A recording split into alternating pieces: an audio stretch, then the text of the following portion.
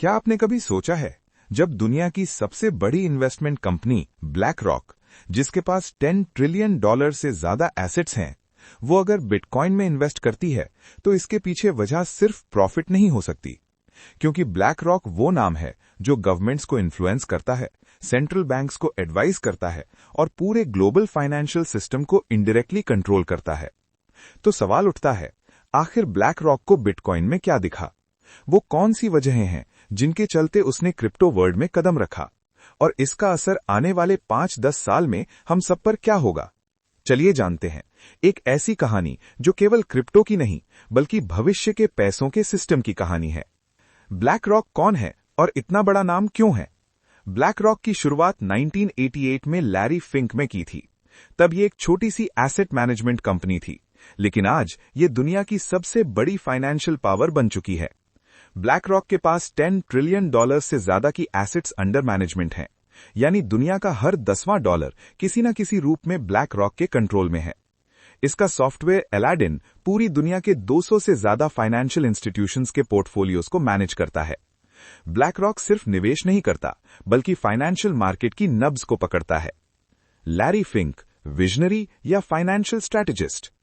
Larry Fink, black rock के CEO, सिर्फ एक बिजनेसमैन नहीं है, बल्कि एक ऐसा व्यक्ति है जो ग्लोबल फाइनेंस के हर मूवमेंट को समझते हैं। कई बार उन्होंने कहा, the future of finance will be digital. वो मानते हैं कि आने वाला समय पेपर करेंसी का नहीं, डिजिटल एसेट का होगा, और बिटकॉइन उसी बदलाव का सबसे बड़ा सिंबल है। लैरी फिंक का एक और मशहूर बयान था, bitcoin could revolutionalise finance like the internet revolutionalised communication. यानी वो बिटकॉइन को सिर्फ स्पेक्युलेटिव कॉइन नहीं, बल्कि नई फाइनेंशियल आर्किटेक्चर का फाउंडेशन मानते हैं। ग्लोबल इकोनॉमी में बदलते हालात। अब जरा ब्रॉडर पिक्चर देखें। दुनिया का फाइनेंशियल सिस्टम धीरे धीरे बदल रहा है। यूएस डॉलर वीक हो रहा है, इन्फ्लेशन बढ़ रही है, इंटरेस्ट रेट्स फ्लक्चुएट कर रहे हैं, ग्लोबल डेट $300 ट्रिलियन पार कर चुका है। पीपल का ट्रस्ट ट्रेडिशनल बैंक्स पर घट रहा है। 2008 फाइनेंशियल क्राइसिस के बाद से बैंक फेल होने लगे, जैसे silicon valley bank. Central banks अब डिजिटल करेंसी बना रहे हैं, जैसे सीबीडीसी। चाइना ने डिजिटल युआन लॉन्च किया, इंडिया ने ई रूपी यानी डिजिटल रूपी लाया, और अमेरिका भी डिजिटल डॉलर की टेस्टिंग कर रहा है। तो ब्लैक रॉक जानता है कि फ्यूचर डिजिटल होगा, और उसी फ्यूचर में बिटकॉइन पहले से मौजूद है। बिटकॉइन, फ्रीडम का सिंबल। बिटकॉइन कोई कंपनी नहीं, कोई गवर्नमेंट नहीं, ये एक ओपन सोर्स डिसेंट्रलाइज्ड करेंसी है। इसकी सप्लाई लिमिटेड है, सिर्फ 21 मिलियन कॉइन्स। कोई सेंट्रल बैंक इसे प्रिंट नहीं कर सकता, कोई गवर्नमेंट इसे कंट्रोल नहीं कर सकती, और सबसे बड़ी बात, ये बॉर्डरलेस है। यानी ब्लैक रॉक जैसी कंपनी के लिए ये एक एंटी इन्फ्लेशन हेज है। जहां डॉलर का वैल्यू गिरता है, वहां बिटकॉइन का वैल्यू बढ़ता है। ब्लैक रॉक की strategy, slow entry, big impact. Black rock कभी अचानक कोई कदम नहीं उठाता, वो हमेशा डेटा, साइकोलॉजी और टाइमिंग पर खेलता है। पहले वो बिटकॉइन को रिस्की कहता रहा, लेकिन पीछे से क्वाइटली एनालिसिस करता रहा। फिर 2021-22 में लैरी फिंक ने पहली बार ओपनली कहा, our clients are showing strong interest in digital assets. यानी डिमांड ब्लैक रॉक के क्लाइंट्स की तरफ से आने लगी थी, और ब्लैक रॉक ने उस डिमांड को कन्वर्ट किया अपॉर्चुनिटी में। ब्लैक रॉक का पहला बड़ा कदम, बिटकॉइन स्पॉट ईटीएफ। 2023 में ब्लैक रॉक ने बिटकॉइन स्पॉट ईटीएफ के लिए एप्लीकेशन फाइल किया। ये मूव इतना बड़ा था कि पूरे क्रिप्टो मार्केट में उछाल आ गया, क्योंकि बिटकॉइन स्पॉट ईटीएफ का मतलब था अब आम लोग और इंस्टीट्यूशनल इन्वेस्टर्स रेगुलेटेड तरीके से बिटकॉइन में इन्वेस्ट कर सकते हैं, बिना वॉलेट, बिना प्राइवेट की, बस स्टॉक मार्केट की तरह ईटीएफ यूनिट्स खरीदनी है। इसका मतलब इंस्टीट्यूशंस को लीगल वे मिला इन्वेस्ट करने का, लिक्विडिटी बढ़ी, bitcoin main stream asset class बन गया, और ईटीएफ अप्रूवल के बाद बिटकॉइन की क्रेडिबिलिटी आसमान छूने लगी। ब्लैक रॉक का हिडन गोल, कंट्रोल नहीं, इंटीग्रेशन। ब्लैक रॉक का असली मकसद सिर्फ बिटकॉइन खरीदना नहीं था, बल्कि बिटकॉइन को ट्रेडिशनल फाइनेंस में इंटीग्रेट करना था, क्योंकि वो जानता है, if you can't beat the system, become part of it. Bitcoin decentralised है, लेकिन अगर इंस्टीट्यूशंस उसे अडॉप्ट कर लें तो उसकी मास अडॉप्शन स्पीड एक्सपोनेंशियल हो जाती है। इससे फायदा किसे? ब्लैक रॉक को, क्योंकि वो trillions of capital bitcoin ecosystem में डिप्लॉय कर सकता है। इन्वेस्टर्स को, क्योंकि उन्हें रेगुलेटेड एक्सपोजर मिलेगा, और बिटकॉइन को, क्योंकि उसका लेजिटिमेसी बढ़ेगा। साइकोलॉजिकल गेम, पब्लिक परसेप्शन बदलना।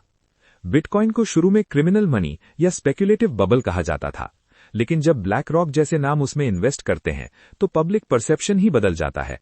अब वही लोग जो कहते थे बिटकॉइन रिस्की है, वो कहते हैं ब्लैक रॉक भी इन्वेस्ट कर रहा है तो कुछ तो होगा। ब्लैक रॉक ने बिटकॉइन के नैरेटिव को बदल दिया, from risky to respectable. Bitcoin को अपनाने के पीछे 5 बड़े कारण। अब समझिए वो 5 असली कारण जिनसे ब्लैक रॉक ने बिटकॉइन को अपने पोर्टफोलियो में शामिल किया। 1. Hedge against inflation. जब सरकारें ज्यादा पैसा छापती हैं तो इन्फ्लेशन बढ़ता है और करेंसी की वैल्यू घटती है। बिटकॉइन की सप्लाई लिमिटेड है, इसलिए ये डिजिटल गोल्ड की तरह काम करता है। ब्लैक रॉक को इसमें लॉन्ग टर्म हेज दिखा। 2. डाइवर्सिफिकेशन।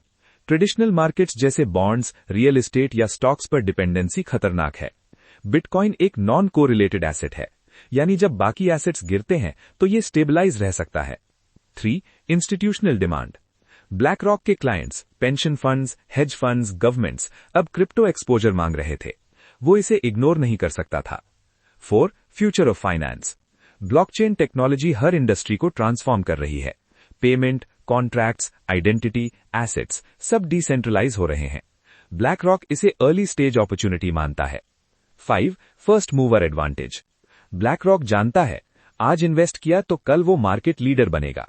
जैसे 1990s में इंटरनेट को अर्ली अडॉप्टर्स ने समझा था, वैसे ही आज क्रिप्टो को ब्लैक रॉक समझ रहा है। बिटकॉइन ईटीएफ से क्या बदला? ईटीएफ के बाद बिटकॉइन इन्वेस्टमेंट आसान हो गया। अब आपको वॉलेट बनाना नहीं, प्राइवेट की संभालनी नहीं, बस स्टॉक मार्केट की तरह ईटीएफ यूनिट्स खरीदनी है।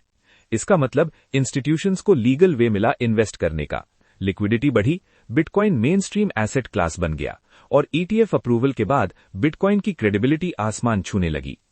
Market reaction, domino effect. Black rock का कदम डोमिनो इफेक्ट की तरह था। जैसे ही उसने ईटीएफ अप्लाई किया, Fidelity, arc invest, wisdom tree, Vanik जैसे बड़े प्लेयर्स भी लाइन में लग गए। यानी अब क्रिप्टो केवल रिटेल ट्रेंड नहीं रहा, ये इंस्टीट्यूशनल रेवोल्यूशन बन चुका है। ब्लैक रॉक की long term strategy. Larry Fink का गोल सिंपल है, to make bitcoin accessible, regulated and mainstream. वो जानता है कि बिटकॉइन अडॉप्शन जितना बढ़ेगा उतना उसका इन्फ्लुएंस और प्रॉफिट बढ़ेगा, और ब्लैक रॉक की रीच इतनी बड़ी है कि वो एंटायर इकोसिस्टम शेप कर सकता है। सोचिए जरा, जिस एसेट को कभी दुनिया ने मजाक समझा, उसी में अब वॉल स्ट्रीट के सबसे बड़े खिलाड़ी उतर आए हैं। बिटकॉइन कभी रेबेलियन था, अब वो रेवोल्यूशन बन चुका है। क्या इंस्टीट्यूशंस बिटकॉइन को कंट्रोल कर सकती हैं? और सबसे जरूरी, आम आदमी को इससे फायदा कैसे मिलेगा या नुकसान? यहीं से कहानी और गहरी हो जाती है। बिटकॉइन ईटीएफ को आसान भाषा में समझिए। सबसे पहले ईटीएफ को बहुत सिंपल भाषा में समझते हैं। ईटीएफ एक्सचेंज ट्रेडेड फंड का मतलब होता है ऐसा फाइनेंशियल प्रोडक्ट जो किसी एसेट की प्राइस को ट्रैक करता है और स्टॉक मार्केट में ट्रेड होता है। बिटकॉइन ईटीएफ में असली बिटकॉइन कस्टोडियन के पास रहता है। इन्वेस्टर्स ईटीएफ के शेयर्स खरीदते हैं। प्राइस बिटकॉइन के अकॉर्डिंग मूव करती है, यानी आप बिटकॉइन की प्राइस मूवमेंट में पार्टिसिपेट करते हैं, बिना वॉलेट, बिना प्राइवेट की, बिना टेक्निकल हेडेक। इंस्टीट्यूशंस के लिए ईटीएफ इतना जरूरी क्यों था? अब समझिए इंस्टीट्यूशंस की मजबूरी। पेंशन फंड्स, इंश्योरेंस कंपनीज और सॉवरेन वेल्थ फंड्स सीधे क्रिप्टो एक्सचेंज पर अकाउंट नहीं खोल सकते, प्राइवेट की खोने का रिस्क नहीं ले सकते, अनरेगुलेटेड एसेट्स में पैसा नहीं डाल सकते। लेकिन ईटीएफ फुली रेगुलेटेड है, स्टॉक एक्सचेंज पर ट्रेड होता है, लीगल, कंप्लायंट और इंश्योर्ड होता है। इसलिए ETF equals institutional gateway to bitcoin. BlackRock ने वही गेट खोला। ईटीएफ के बाद पैसा कैसे आता है? कैपिटल फ्लो समझिए। ईटीएफ के बाद बिटकॉइन में पैसा 3 रास्तों से आता है। पहला, pension funds. Retirement money long term होता है और इन्फ्लेशन से सबसे ज्यादा खतरे में रहता है। Bitcoin equals long term hedge. दूसरा, म्यूचुअल फंड्स और हेज फंड्स। पोर्टफोलियो डाइवर्सिफिकेशन के लिए 2 to 5% बिटकॉइन एक्सपोजर आइडियल माना जा रहा है। तीसरा, रिटेल इन्वेस्टर्स जो क्रिप्टो से डरते थे, वो अब स्टॉक मार्केट के जरिए एंट्री ले सकते हैं। यानी ईटीएफ इक्वल्स डिमांड एक्सप्लोजन और बिटकॉइन की सप्लाई फिक्स्ड है। डिमांड वर्सेस सप्लाई असली गेम। अब इकोनॉमिक समझिए। बिटकॉइन सप्लाई सिर्फ 21 million, new bitcoin daily mining बहुत कम, ईटीएफ डिमांड पोटेंशियली ट्रिलियंस। जब डिमांड बढ़ती है और सप्लाई नहीं बढ़ सकती तो प्राइस पर क्या प्रेशर आएगा? अपवर्ड। यही बेसिक लॉजिक ब्लैक रॉक ने पहले समझ लिया। ब्लैक रॉक का risk management angle. Black rock emotion से नहीं, डेटा से चलता है। उसने ये देखा, गोल्ड ईटीएफ्स में ट्रिलियंस पैक्ड हैं, यंग जनरेशन गोल्ड से ज्यादा बिटकॉइन पर भरोसा कर रही है, डिजिटल एसेट्स इग्नोर करना फ्यूचर रिस्क है। इसलिए उसने बिटकॉइन को small allocation, high asymmetric upside asset की तरह देखा, यानी डाउनसाइड लिमिटेड, अपसाइड मैसिव। लेकिन क्या ईटीएफ बिटकॉइन की आत्मा के खिलाफ है? अब आते हैं सबसे कंट्रोवर्शियल सवाल पर। बिटकॉइन बना था बैंक्स के बिना, मिडिलमैन के बिना, ट्रस्टलेस सिस्टम के रूप में। ईटीएफ में कस्टोडियन है, सेंट्रलाइज स्टोरेज है, पेपर बिटकॉइन का रिस्क है। तो क्या ईटीएफ बिटकॉइन के खिलाफ है? सच्चाई, ईटीएफ बिटकॉइन को बदल नहीं सकता, लेकिन इकोसिस्टम को जरूर बदल सकता है। बिटकॉइन प्रोटोकॉल डिसेंट्रलाइज रहेगा, लेकिन ओनरशिप पैटर्न इंस्टीट्यूशनल हो सकता है। ईटीएफ के फायदे बनाम नुकसान। फायदे: adoption, legitimacy, liquidity, regulatory clarity. नुकसान: centralisation of custody, not your keys, not your coins risk, market manipulation की संभावना। ब्लैक रॉक ये रिस्क जानता है, लेकिन उसे लगता है बेनिफिट ज्यादा है। ग्लोबल इंपैक्ट, सिर्फ अमेरिका की बात नहीं। ब्लैक रॉक का मूव सिर्फ यूएस मार्केट तक सीमित नहीं है। ईटीएफ अप्रूवल फासर, यूरोप, एशिया, मिडिल ईस्ट, हर जगह इंस्टीट्यूशंस अब पूछ रहे हैं, how much bitcoin exposure should we have? Bitcoin अब ग्लोबल रिजर्व लाइक एसेट बनता जा रहा है। गवर्नमेंट्स का बदलता नजरिया। पहले गवर्नमेंट्स कहती थी बिटकॉइन बैन होना चाहिए, अब वो कह रही हैं बिटकॉइन रेगुलेट होना चाहिए। डिफरेंस समझिए। Ban equals rejection, regulation equals acceptance plus control. Black rock regulation का सबसे बड़ा सपोर्टर है, क्योंकि रेगुलेशन से ही इंस्टीट्यूशनल मनी आता है। साइकोलॉजी, ब्लैक रॉक का सबसे बड़ा हथियार। ब्लैक रॉक का सबसे बड़ा वेपन पैसा नहीं, क्रेडिबिलिटी है। जब ब्लैक रॉक इन्वेस्ट करता है, मीडिया नैरेटिव बदलता है, एनालिस्ट्स बुलिश हो जाते हैं, रिटेल कॉन्फिडेंस बढ़ता है और मार्केट में एक बिलीफ बनता है, bitcoin is here to stay. Belief equals demand, demand equals price, price equals more belief. Self fulfilling cycle. BlackRock क्या बिटकॉइन को कंट्रोल करना चाहता है? ऑनेस्ट आंसर, बिटकॉइन नेटवर्क को नहीं, लेकिन बिटकॉइन एक्सेस पॉइंट्स को हाँ। ईटीएफ, कस्टडी, रेगुलेशन, ये सब एक्सेस पॉइंट्स हैं। जो एक्सेस कंट्रोल करता है वो फ्लो इन्फ्लुएंस करता है। ब्लैक रॉक यही पोजीशन चाहता है, गेटकीपर नॉट ओनर। क्या ब्लैक रॉक बिटकॉइन को फ्यूचर में कंट्रोल कर लेगा? क्या डिसेंट्रलाइजेशन खतरे में है? और सबसे जरूरी, आम आदमी को इस खेल में क्या स्ट्रैटेजी अपनानी चाहिए? क्योंकि यहीं पर नॉलेज और इग्नोरेंस के बीच फर्क पड़ता है। बिटकॉइन का फ्यूचर लॉजिक से समझिए, इमोशन से नहीं। सबसे पहले एक बात क्लियर कर लेते हैं, बिटकॉइन की value belief plus scarcity plus adoption से बनती है। अब इन तीनों को फ्यूचर कॉन्टेक्स्ट में समझते हैं। स्केर्सिटी, जो कभी नहीं बदलेगी। बिटकॉइन की सबसे बड़ी स्ट्रेंथ, सिर्फ 21 मिलियन कॉइन्स, कोई भी पावर इसे बढ़ा नहीं सकती। हाविंग के बाद सप्लाई और स्लो हो जाती है। ईटीएफ, इंस्टीट्यूशंस, गवर्नमेंट्स, कोई भी बिटकॉइन की सप्लाई नहीं बदल सकता। Scarcity equals price foundation. Adoption, जो अब एक्सेलरेट हो चुकी है। पहले adoption tech geeks, libertarians, early investors. अब adoption institutions, pension funds, asset managers, governments indirectly. BlackRock का एंट्री सिग्नल है, बिटकॉइन अब नीश नहीं रहा। बिलीफ, सबसे डेंजरस और powerful factor. Price charts belief से चलते हैं। जब बिलीफ वीक होता है, क्रैशेस। जब बिलीफ स्ट्रांग होता है, पैराबोलिक मूव्स। ब्लैक रॉक ने बिलीफ को इंस्टीट्यूशनल लेवल पर लेजिटिमाइज कर दिया। अब बिलीफ सिर्फ ट्विटर या यूट्यूब तक सीमित नहीं है, बल्कि वॉल स्ट्रीट तक पहुंच चुका है। बिटकॉइन प्राइस फ्यूचर, प्रिडिक्शन नहीं, लॉजिक। हम प्रिडिक्शन नहीं करेंगे, हम लॉजिक समझेंगे। Future price depends on ETF inflows, supply shock, having, global inflation, currency devaluation, institutional allocation percentage. अगर सिर्फ ग्लोबल पोर्टफोलियोज का 1 to 2% भी बिटकॉइन में जाता है, तो डिमांड सप्लाई से कई गुना हो जाएगी और supply fixed. Institutions versus decentralization, टकराव या संतुलन, ये सबसे बड़ा फियर है। लोग कहते हैं इंस्टीट्यूशंस बिटकॉइन को सेंट्रलाइज कर देंगी। सच ये है, बिटकॉइन प्रोटोकॉल डिसेंट्रलाइज्ड है, नोड्स इंडिपेंडेंट है, माइनिंग ग्लोबल है। इंस्टीट्यूशंस नेटवर्क को ही ओनरशिप पैटर्न को इन्फ्लुएंस कर सकती हैं, यानी बिटकॉइन सर्वाइव करेगा, लेकिन इकोसिस्टम इवॉल्व करेगा। ETF बनाम रियल बिटकॉइन, फर्क समझिए, बहुत जरूरी सेक्शन है। ETF bitcoin, convenience, regulation, no self custody, counter party risk. Real bitcoin, self sovereignty, no middleman, full control, responsibility plus discipline. Smart strategy क्या है? नॉलेज के साथ चूज करना, ब्लाइंड फेथ नहीं। आम आदमी स्ट्रैटेजी, सबसे इंपॉर्टेंट पार्ट। अब प्रैक्टिकल बात करते हैं। आप ब्लैक रॉक नहीं है, आप ट्रिलियंस मैनेज नहीं करते। आपका एडवांटेज क्या है? आपका long term patience, early positioning, emotional conviction, no reporting pressure. Institutions quarterly results देखते हैं, एलोकेशन लिमिट्स में बंधे हैं।